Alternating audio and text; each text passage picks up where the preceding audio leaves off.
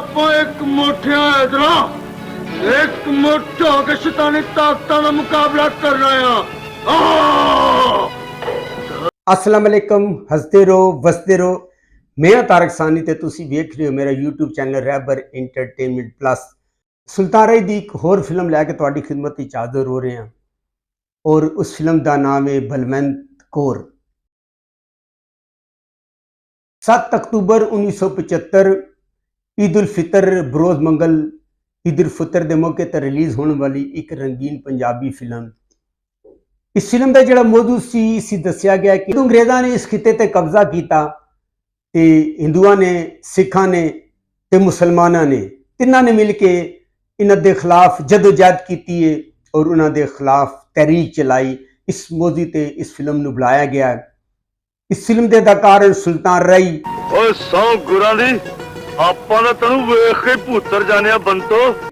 सुल्तान राय ने सिंध के अंदर एक सिख का किरदार अदा किया है और उसका नाम दलीप सिंह होता है। नीलो तेरियां गल्लां ने हाथ उठे दलीपिया। नीलो ने सिंध के अंदर टाइटल रोल यानी बलवंत कौर का रोल अदा किया है और वो एक सिखनी होती है और वो जिहड़ी होती है वो दलीप सिंह के नाल प्यार करती है। शायद तानू तेल में दादाजी खुदावन तारब है। शायद ने सिंध के अंदर हैदर का किरदार अदा किया है और हैदर जिहड़ा होंदा है एक मुसलमान होंदा है और वो भी अंग्रेज़ों के खिलाफ तहरीक का आगाज करता है। संगीता ईमान की दौलत वाले असि काली कमली वाले दे मत वाले। संगीता ने सिंध के अंदर रेशमा का किरदार अदा किया और रेशमा जिहड़ी होंदी है वो हैदर के नाल प्यार करती है।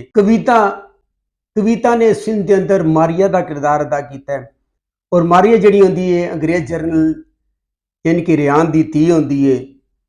निमो अड़ियो वारी वारी पानी भरो नहीं तो मैं रोप मंगना। निमो ने सिंध के अंदर एक हिंदू का किरदार अदा किया है। उसका नाम शीला होंदा है और शीला जिहड़ी होंदी है वो अदीब दी धी होंदी है। तनवीर खान नहीं शीला साडा शरीर पवित्र है, साडा प्रेम। तनवीर खान ने सिंध के अंदर एक हिंदू का किरदार अदा किया है। बहुत घट काम है ओहदा। जैद खान अगे भी तुहाडा हुक्म कदी नहीं टालिया सूफी। जैद खान ने सिंध के अंदर एक सिख का किरदार अदा किया है जिहड़ा कि अंग्रेज़ों के खिलाफ तहरीक का आगाज करता है। अदीब इस त्योहार तो वध और अच्छा समा। अदीब ने सिंध के अंदर एक हिंदू का किरदार अदा किया है और उसका नाम देशपाल होंदा है। जग्गी मलक दर्जी राम कसम ताडी माता जी की तबीयत बड़ी खराब। जग्गी मलक ने इस फिल्म के अंदर भी हिंदू का किरदार अदा किया है। उसका नाम मुल्की राम होंदा है। तारक अजीज पर मैं नहीं चाहता मिल्की कि मेरे खिते दे जवान। तारक अजीज ने फिल्म के अंदर सूफी का किरदार अदा किया है जिहड़ा कि लोगों को नेकी का दर्स देता है और उन्होंने अंग्रेज गिरफ्तार करके शहीद कर देता है। फजले हक जद बागुरु दी मर्जी हो ओदा महाराज मेरा कुछ। फजले हक ने सिंध के अंदर बाघ सिंह का किरदार अदा किया है और फजले हक जिहड़ा होंदा है वो नीलो का प्यो होंदा है। कमाल ईरानी ने एक छोटा जा किरदार अदा किया है, वो भी अंग्रेज जरनैल होंदा है। सलमा मुमताज हैदर दा पता तुहानू दस दिया वे अपनी हयाती विच। सलमा मुमताज ने इस फिल्म के अंदर रेशमा यानी कि संगीता की मां का किरदार अदा किया है। असलम परवेज ये तू हैदर दा पता सानू दस दे। असलम परवेज ने इस फिल्म के अंदर राजा शेर सिंह का किरदार अदा किया है और वो एक रियासत का सरबराह होंदा है। रेहान ये अदालत है, जज्बात का खेल मत खेल। रेहान ने इस फिल्म के अंदर अंग्रेज जरनैल का किरदार अदा किया है। अच्छी खान हुकूमत का जानबाज है, हम चाहे। अच्छी खान ने इस फिल्म के अंदर पुलिस इंस्पेक्टर का किरदार अदा किया है। अरफान खुसट ने इस फिल्म के अंदर एक सिख का किरदार अदा किया है और कॉमेडी की थी और बहुत घट काम है उहदा।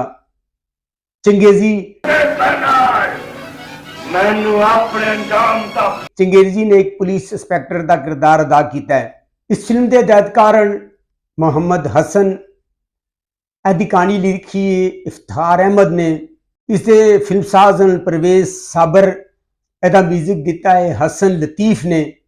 इस फिल्म के गुलकार ਨੂਰਜਾਨ, ਅਫਸ਼ਾਂ ਤੇ ਸ਼ੌਕਤ ਅਲੀ। ਇਸ ਫਿਲਮ ਦੀ ਕਹਾਣੀ ਦਾ ਆਗਾਜ਼ ਹੁੰਦਾ ਹੈ ਤੇ ਪਿੰਡ ਦੇ ਅੰਦਰ ਜਿਹੜੇ ਅੰਗਰੇਜ਼ ਹੁੰਦੇ ਨੇ, ਇੱਕ ਪਿੰਡ ਹੁੰਦਾ ਹੈ ਉਸ ਦੇ ਅੰਦਰ ਮੁਸਲਮਾਨ, ਸਿੱਖ ਔਰ ਹਿੰਦੂ ਰਹਿ ਰਹੇ ਹੁੰਦੇ ਨੇ। ਅੰਗਰੇਜ਼ ਮਸ਼ਕ ਕਰ ਰਹੇ ਹੁੰਦੇ ਨੇ ਔਰ ਇਸ ਮਸ਼ਕ ਦੇ ਦੌਰਾਨ ਗੋਲੀ ਜਿਹੜੀ ਹੁੰਦੀ ਹੈ ਸ਼ੇਰ ਸਿੰਘ ਨੂੰ ਲੱਗ ਜਾਂਦੀ ਹੈ। ਸ਼ੇਰ ਸਿੰਘ ਜਿਹੜਾ ਹੁੰਦਾ ਹੈ ਉਹ ਬਲਵੰਤ ਕੌਰ ਦਾ ਵੀਰ ਹੁੰਦਾ ਹੈ, ਉਹ ਸਿੱਖ ਹੁੰਦਾ ਹੈ ਔਰ ਜਦੋਂ ਉਸ ਨੂੰ ਗੋਲੀ ਲੱਗਦੀ ਹੈ ਤੇ ਜਿਹੜੇ ਪਿੰਡ ਵਾਲੇ ਹੁੰਦੇ ਉਹਨਾਂ ਦਾ ਜਿਹੜਾ ਇੰਤਸ਼ਾਰ ਪੈਦਾ ਹੋ ਜਾਂਦਾ ਹੈ। ਪਰ ਉੱਥੇ ਇੱਕ ਸੂਫੀ ਬਜ਼ੁਰਗ ਹੁੰਦਾ ਹੈ ਤਾਰਕ ਅਜ਼ੀਜ਼, ਔਰ ਉਹਨਾਂ ਨੂੰ ਸਾਰੇ ਨੂੰ ਮਨਾ ਕਰਦਾ ਹੈ ਕਿ ਤੁਸੀਂ ਕੋਈ ਐਸੀ ਹਰਕਤ ਨਹੀਂ ਕਰਨੀ। ਉਸਨੇ ਮਨਾ ਕਰਨੇ ਦੇ ਬਾਵਜੂਦ ਜਿਹੜੀ ਨੀਲੋ ਬਲਵੰਤ ਕੌਰ ਹੁੰਦੀ ਹੈ ਉਹ ਦਲੀਪ ਸਿੰਘ ਤੇ ਹੈਦਰ ਜਿਹੜਾ ਹੁੰਦਾ ਹੈ ਉਹ ਛਾਵਣੀ ਤੇ ਹਮਲਾ ਕਰ ਦਿੰਦੇ ਨੇ ਔਰ ਛਾਵਣੀ ਤੇ ਹਮਲਾ ਕਰਕੇ ਆਪਣੇ ਉਹ ਬੰਦੇ ਦੇ ਕਤਲ ਦਾ ਬਦਲਾ ਲੈਂਦੇ ਨੇ।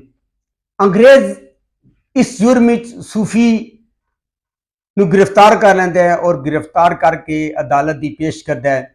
ਰਾਜਾ ਸ਼ੇਰ ਸਿੰਘ ਦੀ ਅਦਾਲਤ ਹੁੰਦੀ ਹੈ। ਰਾਜਾ ਸ਼ੇਰ ਸਿੰਘ ਦਾ ਕਿਰਦਾਰ ਅਦਾਕਾਰ ਅਸਲਮ ਪਰਵੇਜ਼ ਨੇ ਅਦਾ ਕੀਤਾ ਹੈ ਔਰ ਜਿਹੜਾ ਰਿਆਨ ਹੁੰਦਾ ਹੈ ਉਹ ਜਰਨੈਲ ਹੁੰਦਾ ਹੈ, ਉਹਨਾਂ ਦੀ ਅਦਾਲਤ ਹੁੰਦੀ ਹੈ। ਸੂਫੀ ਨੂੰ ਅਦਾਲਤ ਦੇ ਅੰਦਰ ਹੀ ਗੋਲੀ ਮਾਰ ਦਿੱਤੀ ਜਾਂਦੀ ਹੈ। ਜਦੋਂ ਸੂਫੀ ਨੂੰ ਗੋਲੀ ਮਾਰ ਦਿੱਤੀ ਜਾਂਦੀ ਹੈ ਤੇ ਮੁਸਲਮਾਨਾਂ ਇੰਤਸ਼ਾਰ ਪੈਦਾ ਹੋ ਜਾਂਦਾ ਹੈ। ਹੈਦਰ ਵੀ ਤਹਿਰੀਕ ਦਾ ਆਗਾਜ਼ ਕਰਦਾ ਹੈ ਔਰ ਤਹਿਰੀਕ ਦੇ ਵਿੱਚ ਸ਼ਾਮਲ ਹੋ ਜਾਂਦਾ ਹੈ ਔਰ ਮਿਲ ਕੇ ਉਹ ਅੰਗਰੇਜ਼ਾਂ ਦੇ ਜਿਹੜੇ ਮਕਾਮਾਤ ਹੁੰਦੇ ਨੇ ਉਹਨਾਂ ਤੇ ਹਮਲਾ ਆਵਰ ਹੁੰਦੇ ਨੇ ਔਰ ਅੰਗਰੇਜ਼ਾਂ ਨੂੰ ਕਾਫੀ ਸਾਰਾ ਨੁਕਸਾਨ ਪਹੁੰਚਾਉਂਦੇ ਨੇ। ਅਦੀਬ ਨੇ ਸਿੰਘ ਦੇ ਅੰਦਰ ਇੱਕ ਹਿੰਦੂ ਦਾ ਕਿਰਦਾਰ ਅਦਾ ਕੀਤਾ ਹੈ ਜਿਹੜਾ ਕਿ ਦਰੇ ਪਰਦਾ ਅੰਗਰੇਜ਼ਾਂ ਦਾ ਸਾਥੀ ਹੁੰਦਾ ਹੈ। ਉਹਦੀ ਇੱਕ ਧੀ ਹੁੰਦੀ ਹੈ ਸ਼ੈਲਾ, ਇਸ ਦਾ ਕਿਰਦਾਰ ਅਦਾਕਾਰ ਨੀਮੋ ਨੇ ਅਦਾ ਕੀਤਾ ਹੈ।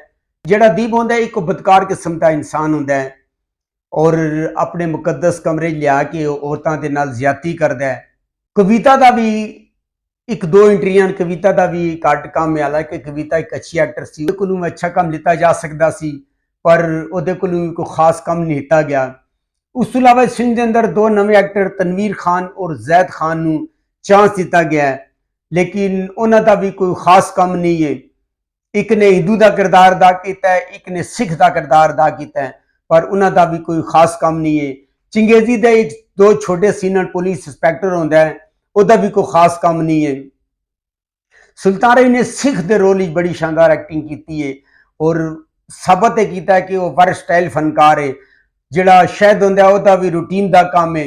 ਜਦੋਂ ਮੁਸਲਮਾਨਾਂ ਦੇ ਹਮਲੇ ਵੱਧ ਜਾਂਦੇ ਨੇ, ਅਦੀਬ ਜਿਹੜਾ ਹੁੰਦਾ ਹੈ ਉਹ ਅੰਗਰੇਜ਼ ਨੂੰ ਮਸ਼ਵਰਾ ਦਿੰਦਾ ਹੈ ਕਿ ਅਗਰ ਤੁਸੀਂ ਹੈਦਰ ਤੇ ਦਲੀਪ ਸਿੰਘ ਨੂੰ ਕਾਬੂ ਕਰਨਾ ਚਾਹੁੰਦੇ ਹੋ ਤੇ ਤੁਸੀਂ ਰੇਸ਼ਮਾ ਨੂੰ ਗ੍ਰਿਫਤਾਰ ਕਰ ਲਓ।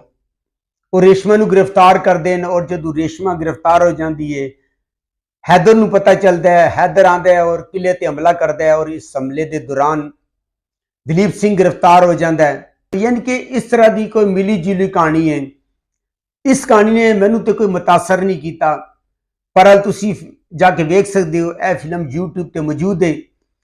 ਯਾਨੀ ਕਿ ਕਹਾਣੀ ਦੇ ਅੰਦਰ ਕੋਈ ਨਵਾਂਪਨ ਤੁਹਾਨੂੰ ਨਜ਼ਰ ਨਹੀਂ ਆਏਗਾ। ਉਹੀ ਪੁਰਾਣੀ ਰੂਟੀਨ ਦੀ ਕਹਾਣੀ ਹੈ, ਉਹ ਪੁਰਾਣੇ ਕਰੈਕਟਰ ਹਨ। ਯਾਨੀ ਕਿ ਰਿਆਨ ਤੁਸੀਂ ਹਮੇਸ਼ਾ ਦੇਖਿਆ ਕਿ ਜਰਨੈਲ ਦਾ ਕਿਰਦਾਰ ਅਦਾ ਕੀਤਾ ਹੈ। ਅਦੀਬ ਨੇ ਹਿੰਦੂ ਬਨੀਏ ਦੇ ਕਿਰਦਾਰ ਵਿੱਚ ਬੜੇ ਹੀ ਜ਼ਬਰਦਸਤ ਔਰ ਬੜੀ ਸ਼ਾਨਦਾਰ ਐਕਟਿੰਗ ਦਾ ਮੁਜ਼ਾਹਰਾ ਕੀਤਾ ਹੈ। ਫਿਲਮ YouTube ਤੇ ਮੌਜੂਦ ਹੈ, ਤੁਸੀਂ ਜਾ ਕੇ ਵੇਖ ਸਕਦੇ ਹੋ। ਅਗਰ ਤੁਹਾਨੂੰ ਮੇਰੀ ਮਾਲੂਮਾਤ ਅੱਛੀ ਲੱਗੇ ਮੇਰੇ ਚੈਨਲ ਨੂੰ ਲਾਈਕ ਕਰੋ, ਸਬਸਕ੍ਰਾਈਬ ਕਰੋ ਤੇ ਸ਼ੇਅਰ ਕਰੋ ਤੇ ਨੈਕਸਟ ਵੀਡੀਓ ਤੱਕ ਰੱਬ ਰਾਖਾ।